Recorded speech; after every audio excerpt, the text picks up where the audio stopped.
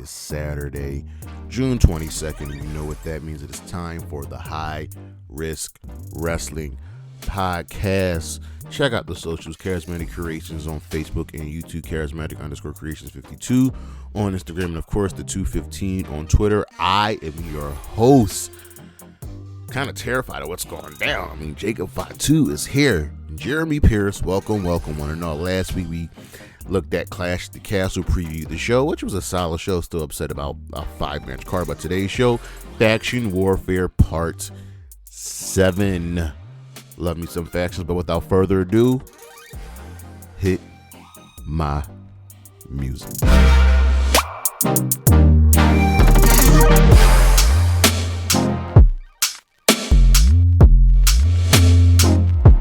All right, since we're talking about factions, you know, we've got to look at the factions on this episode. And this right here, this is who would benefit from being in a faction. We'll start with number 5, the Creed Brothers and Ivy Now. Now, I know they've done well for themselves, but the Creed Brothers, remember, started out in the Diamond Mine in NXT, and Ivy Now joined them not soon here thereafter. And ever since they've been in the main roster, they've put on some banger of matches, especially the Creed Brothers, but they've kind of been lost in the shuffle. And since I know kind of where I think the story is going, you know where they should go in a faction. And that's with Chad Gable, seeing as how he lost Maxine and Tozawa and his number 1 guy, Otis. He's going to replace them, and it's very simple. You go and get the Diamond Mine Initiates, the Creed Brothers and Ivy. Now, number 4, Giovanni Vinci. Now, ever since he was kicked out of Imperium, he's just been gone. Like, you know, he got his ass beat. He was destroyed. But you never know if someone can stand on their own until they stand on their own. But I think he would benefit one more time from just being in a group, getting a little bit more edge into him. Who that would be, I don't know, but maybe a stint in NXT would do him some justice. Number 3, Camille, the former NWA Women's Champion, has yet to debut in any company, even though we were thinking it's going to be AEW. We even assume she's signed to AEW. But the wrestling fans on AEW are quote-unquote smart fans. They know the business. They know the wrestlers. But I think to get her acclimated, make her someone's heavy in the group. She could essentially be the China of a good faction, maybe putting her with the Learning Tree, maybe, just maybe, but I think it would do wonders for her, and she can get acclimated to the audience again, bigger crowd, and stand out where she officially joins the roster and then breaks away from the group. Number 2, Odyssey Jones. This man has been on the main roster for the better part of 2 years, just collecting a check. That's it. He's been nowhere. He has not had a single match on Monday Night Raw. He's been on the main roster for 2 years. You got to do something. We always talk about possibly adding a new member to the New Day. And remember when Odyssey Jones first debuted in NXT? I think that version of Odyssey Jones would do great in the New Day. A lot of people wouldn't accept it at first, but putting him with Kofi, putting him with Xavier would ease those tensions, ease those that weariness, because they would definitely help him get over. And number 1, Apollo Crews. Man, what happened? This guy went from putting on banger matches at WrestleMania. Remember, he defeated Big E at WrestleMania, retained I believe it was the United States Championship. I think it was the United States Championship. But then after that, just gone, thrown back down to NXT, where he rebuilt himself back up and then got called to the main roster and absolutely nothing. He would work well in a faction. He can kind of be like the Buddy Murphy of the equivalent of how Buddy Murphy is in the House of Black. That would do well for him, and I could see it working out for him. He just needs someone to believe in him, in a group that recruits him. Again, something like the learning tree needs to be in the WWE, where we can just bring in people who aren't being used and we can help them get over and just put them on the spot. And I think that really needs to happen with Apollo Crews, because he is too good to be wasted sitting on the main roster. We'll be right back.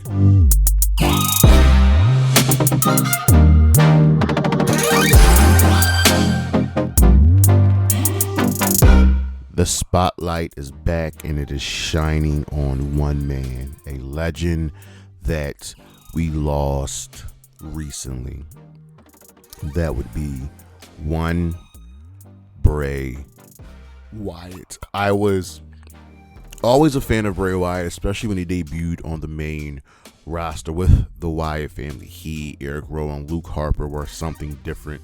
They were something special, and I just think the Wyatt family never reached their full potential, and I blame that on one man. You know who I'm going to say. He who must not be named. But more importantly, they brought a special je ne sais quoi to the main roster. They won tag team titles. Bray won the WWE Championship. He won the Universal Championship. And he knew how to capture an audience. They knew what their role was, and things should have gone much better for them, as Bray Wyatt lost too many feuds, lost too many matches at WrestleMania, but his legacy lives on, and we're going to talk about that later in the show. But the Wyatt family were different. We don't get many factions like that, and now with the debut of the Wyatt Six, man, oh man, the legacy of Bray Wyatt lives on. Hopefully this can be done justice. Hopefully what he started can be recognized and completed to its full potential. I'm excited to see where we're going to go with this, but the Wyatt Six have a tall task, and I think with the right guiding hand, it can work. We'll be right back.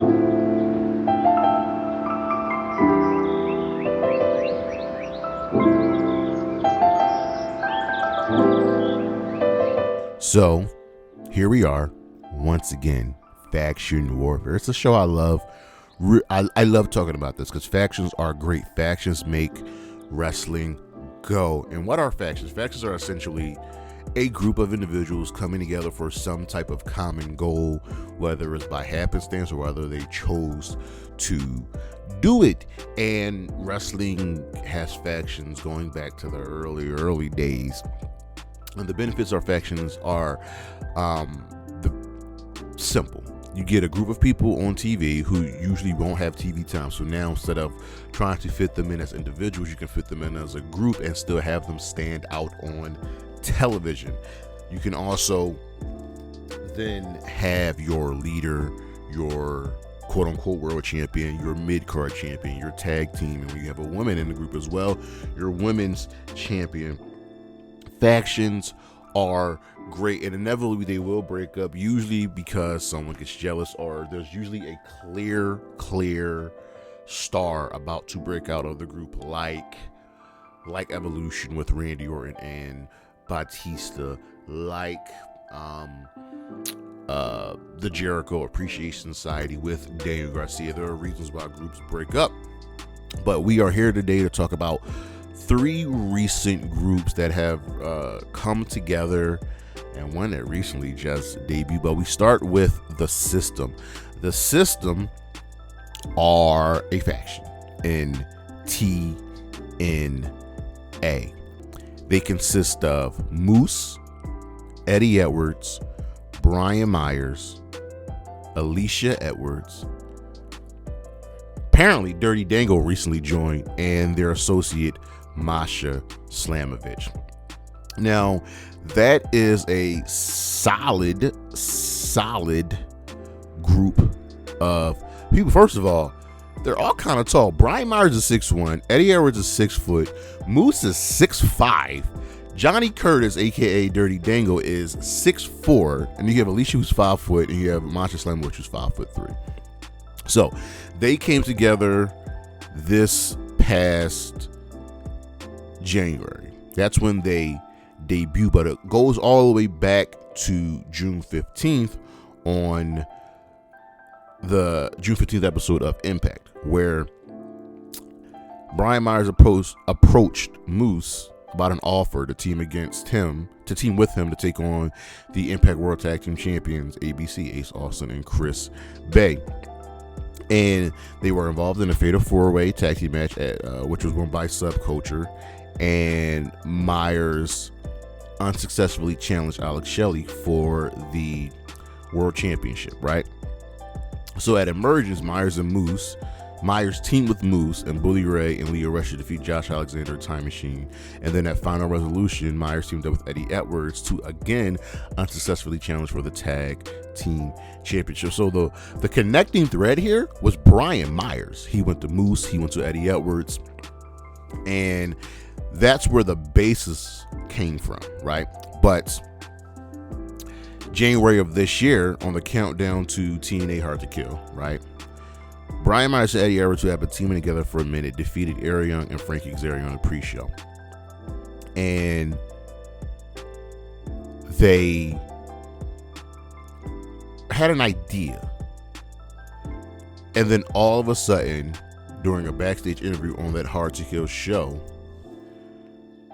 Brian Myers, Eddie Edwards, Alicia Edwards, Moose, and D'Angelo Williams, yes, the football player D'Angelo Williams, also former tag team champion D'Angelo Williams, decided to team up and call themselves the System. And they just had one goal, to get the gold.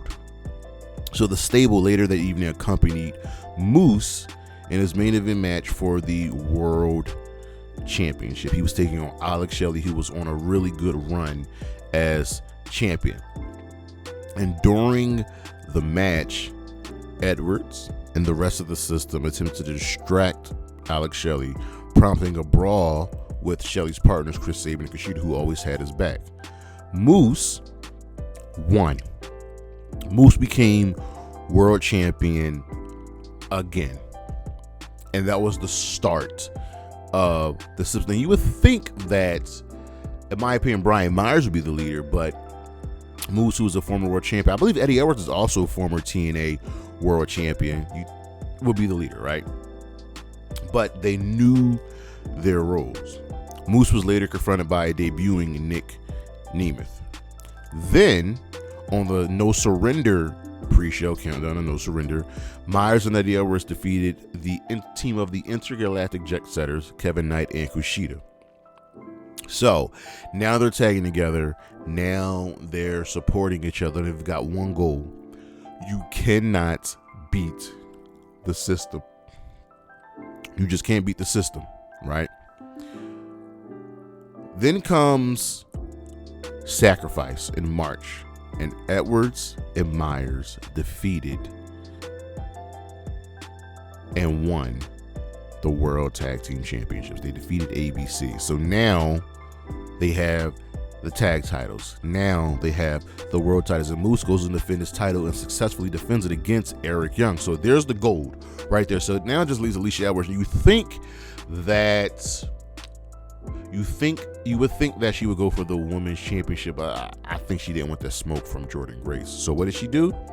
Wants to knock out tag team titles. And the System, who believes in each other, encouraged Masha Slamovich to team up with Alicia to challenge for the tag team titles. And at Under Siege, Alicia Edwards and Masha Slamovich defeated Spitfire to win the tag team titles, the Knockouts tag team titles. And now the System has all of the gold. And they're not stopping. And now they're joined by Johnny Curtis, aka Dirty Dango. And here we are,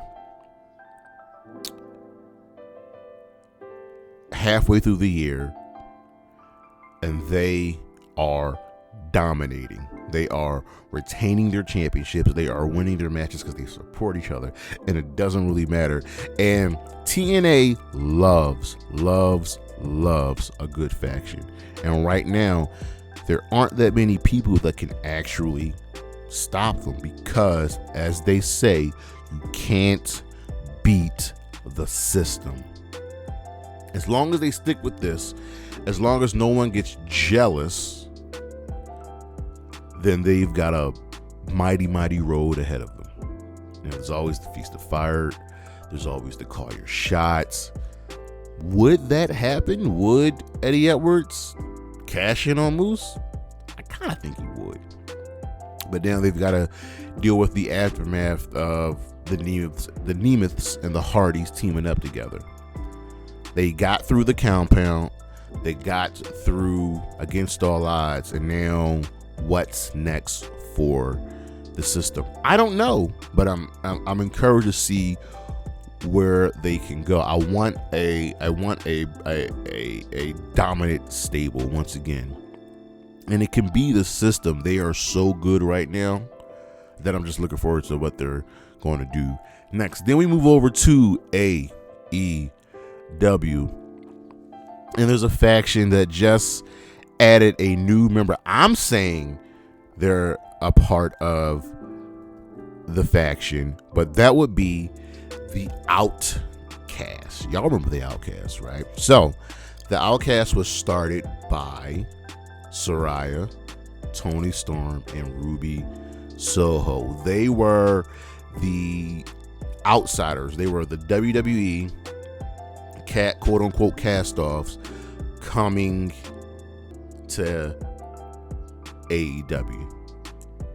And I got early vibes reminding me of the Riot Squad. So Saraya, Toni, Ruby were good. And the one downside was Ruby would get there but not get over that hump, right? So in November of 2022, right, Toni Storm debuted and defeated Jamie Hayter at Full Gear, right? So I'm sorry, Toni Storm was defeated by Jamie Hayter at Full Gear, losing the Women's World Championship. Sorry. So then Toni takes a break.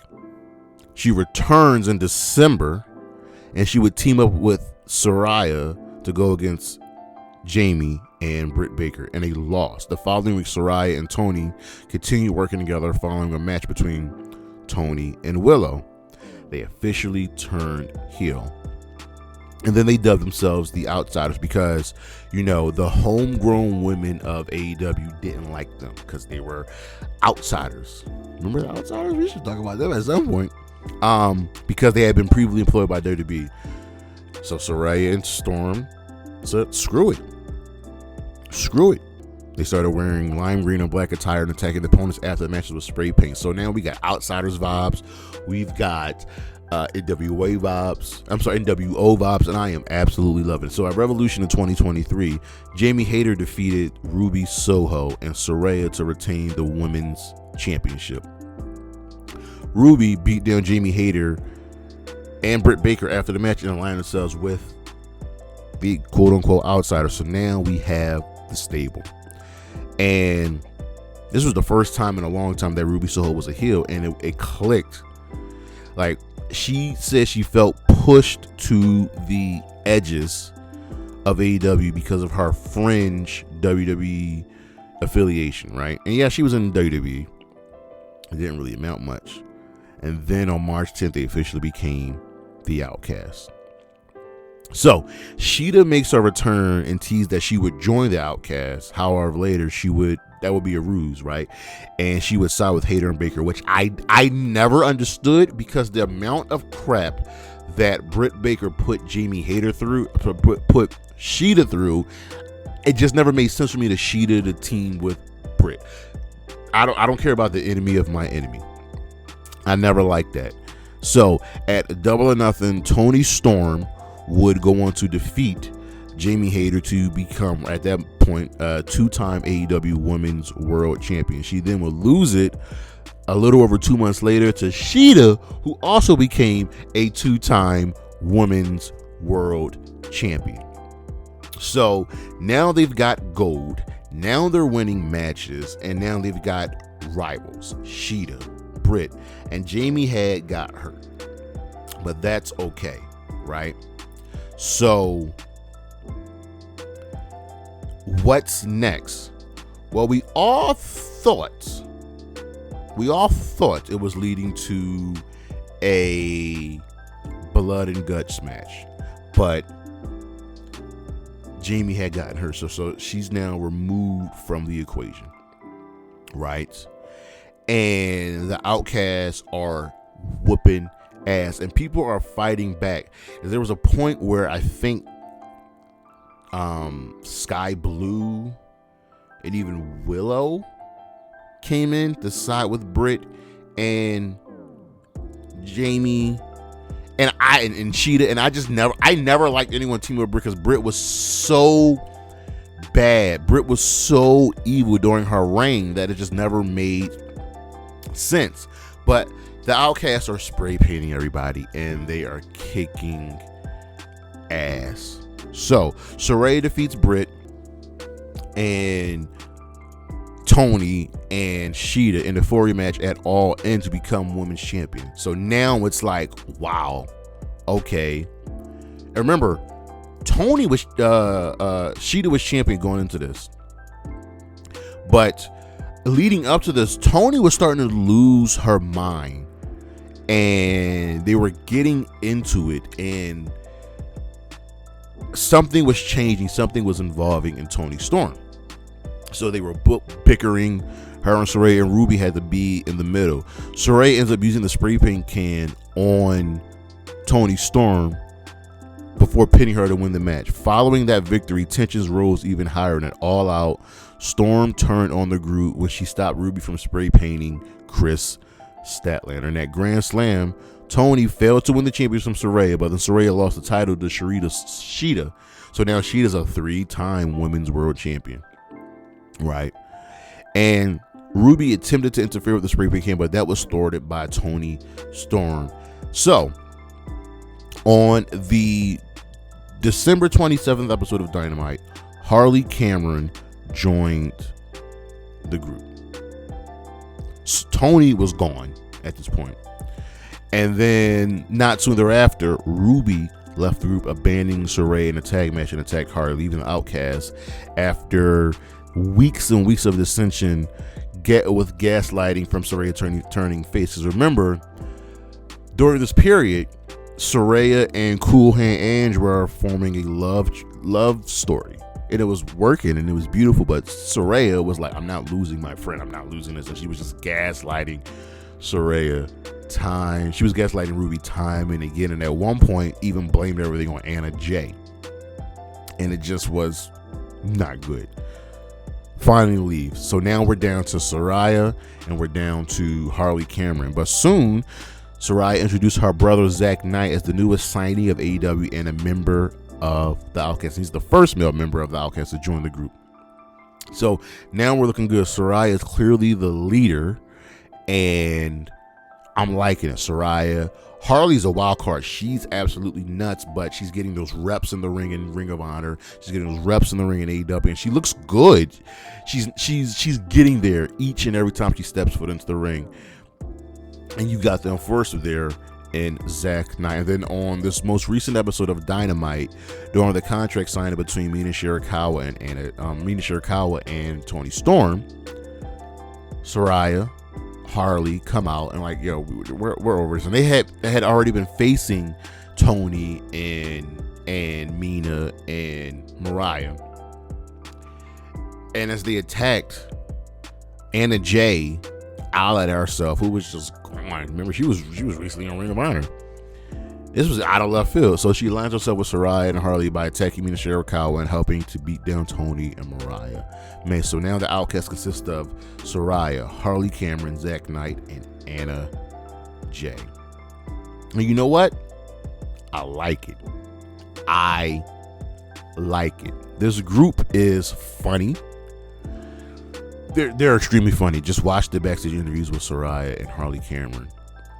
And they've got some solid in-ring talent, especially with Saraya and Anna Jay. And I think Anna Jay's going to do a lot of the heavy lifting when it comes to ring. Even though she's still, the newbie on the roster, I think this will work. She's someone who's been in this is Anna Jay's third faction. She was in the Dark Order. She was in the Jericho Appreciation Society, and now she's in the Outcast. I would love her to go back to the Dark Order. I missed the Dark Order. But anyway, it's a different story for a different show. This grouping now is coming for Mina Shirakawa. They're coming for Toni Storm. They're coming for Mariah May, and I am all for this. They are wild. They are the wild cards of AEW, and that's something that I very much enjoy. That is something that I very much love. What can they do? I don't know yet, but I don't think they're going anywhere, and I think they're here to stay. And now that they've infused themselves into this kind of triangle between Mina, Mariah, and Toni, they could mess everything up. But a new chapter has begun, because now adding Anna Jay changes everything. I'm with it. I am with it. We need more all women's faction. And last but not least, the Wyatt Six. Yes, under the spotlight was Bray Wyatt early in this episode. And now, this past Monday on Raw, the Wyatt Six debuted, and they made their presence known.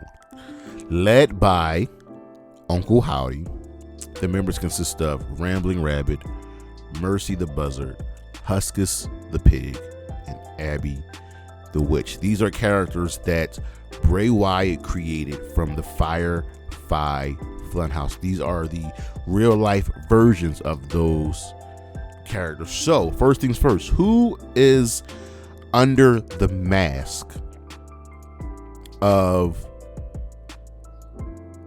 the Wyatt Six? So, Abby the Witch is Nikki Cross. Huskus the Pig, Joe Gacy. Mercy the Buzzard, Dexter Loomis. Rambling Rabbit, a man who knows a lot about the Wyatt family and an original member of the Wyatt family, Eric Rowan. And Uncle Howdy, Bo Dallas. So, what about these guys and this girl is special? They represent a piece of Bray Wyatt to tell the story of a man that was broken, but a man that wanted to build himself back together again. So at Extreme Rules 2022, I was there. That was in Philly. As Bray Wyatt made his return, he was accompanied by Uncle Howdy. And Uncle Howdy had began making numerous appearances, involving himself in segments with Bray, involving himself in Alexa Bliss, who has a strong history with Bray Wyatt. And he was here. They debuted, and Bray and Uncle Howdy laid out Hit Row. And Bray wanted Brock versus Bobby. He wanted the winner of that match. He wanted to face them at WrestleMania. But this would be Bray's final appearance, as he had passed away, sadly. He lost a legend. Uncle Howdy would make one more appearance where he confronted Lashley, and then he disappeared. So we lost Bray, and Uncle Howdy is gone. During the Bray Wyatt Becoming Immortal documentary, Bo Taylor showed the unfinished ideas that his brother had come up with. He also applied that maybe Uncle Howdy wasn't gone, he was just away. Because at the end of that documentary, we saw Uncle Howdy's silhouette standing behind Bray Wyatt's lantern. And for a little bit of time, we thought that Uncle Howdy would be forming a new version of the Wyatt family called the Wyatt SICKos, which would include real life versions of the Firefly Funhouse puppy characters that Bray had came up with. And then earlier this year, it began. The QR codes, the videos, the vignettes, the commercial breaks, the messing up of TV and the games and the glitches, and Nightbird, Marty Amato's song. And every time you click the QR code, we would get imagery. I can't talk to the imagery, mini games, and riddles with references to Uncle Howdy and his stable. This again was like how Bray was making his return with the White Rabbit. Uncle Howdy started taking over the TV. He started taking over social media and was even input into the 2K 2024 game. So, weeks and weeks of speculation of what would happen. And then this past Monday on Raw, the lights go out after Jay Wyatt's match. Jay Wyatt. Jay Uso's match. Why Jay Uso? Jay Uso brought back the Fireflies. The Fireflies were the supporters of Bray Wyatt. Go and watch Backlash in France. And Jay called himself the Eater of Worlds. It was funny. It was a little joke, but the Fireflies started supporting him. And then after his match, after Jay qualifies for Money in the Bank, the lights go out.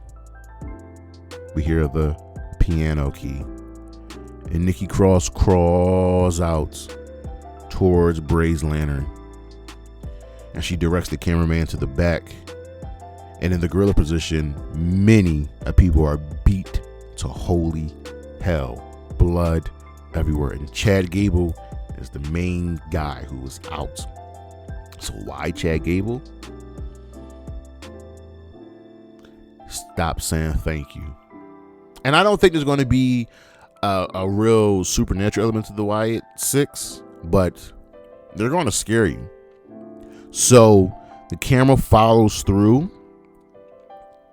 Make note of Chad Gable and Eric Rowan, Dexter Lumis, Joe Gacy in their respective masks are seen standing over the carnage. And the camera keeps going, and then we see Uncle Howdy, who leads the group to the stage, who leads them to Nikki Cross before grabbing the lantern and saying, "We're here," and blows out the lantern like Bray Wyatt. And now we have the Wyatt SICKos portraying these ideals, these characters of what Bray Wyatt built. And we are just getting started. Who are they targeting? Who are they coming for? What do they want? And I like this group of people because these are very talented individuals who experienced a little bit of fame, a little bit of popularity, and then just disappeared. Bo with his Believe run in NXT and his B team run on the main roster. Dexter Lumis with his love story with Indy Hartwell. Joe Gacy with Schism. Nikki Cross not only with Sanity, but her almost a superhero, becoming women's champion. And now here she is representing Abby the Witch. So the questions remain. Why did they target Chad Gable?